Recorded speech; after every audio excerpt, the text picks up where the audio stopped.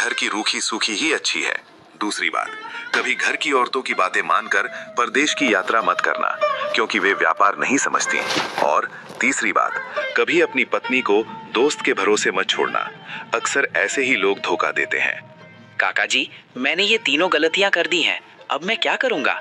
बेटा, अब तुम जाओ। वापस जाओगे तो तुम्हें ऐसा कुछ देखने को मिलेगा जो तुम देखना नहीं चाहोगे, लेकिन तुम हिम्मत रखना और शांति से फैसला लेना। आर्यन गांव की ओर निकल पड़ता है। जब वो अपने घर के पास पहुंचता है, उसे अंदर माया और विक्रम की आवाज आती है। विक्रम, उस आर्यन का खत आया था, 2 महीने बाद आने वाला है। मैं सोच रही थी कि अगर वो यहाँ आ जाएगा तो हम कैसे मिल पाएंगे। अरे माया, तुम क्यों चिंता करती हो? जैसे ही वो वापस आएगा तुम किसी बहाने से उसे और कहीं भेज देना। ये सुन आर्यन के पैरों तले जमीन खिसक जाती है। वो गुस्से में बाहर से ही आवाज देता है। दोनों बाहर आते हैं और डर जाते हैं। अरे आर्यन, तुम कब लौटे? वो क्या है ना, भाभी की तबीयत ठीक नहीं थी, इसलिए हालचाल पूछने आया था। विक्रम, झूठ बोलने की जरूरत नहीं, मैंने तुम दोनों की सारी बातें सुन ली हैं। तुझे शर्म आनी चाहिए। तेरे भरोसे पत्नी को छोड़कर गया था और तूने दोस्ती का ये सिला दिया।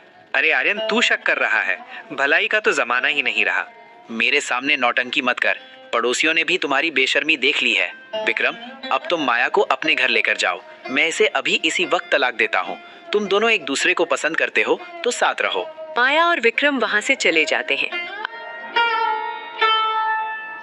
आर्यन अकेला रह जाता है। वो बहुत दुखी रहने लगता है।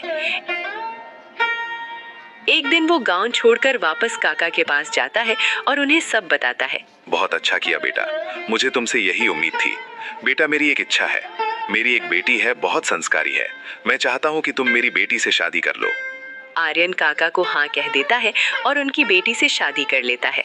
अब उसे एक सच्चा साथी मिल गया था जो उसे समझता था। आर्यन अब खुश रहने लगा। अगर आपको हमारी ये कहानी पसंद आई हो तो एक लाइक जरूर करें।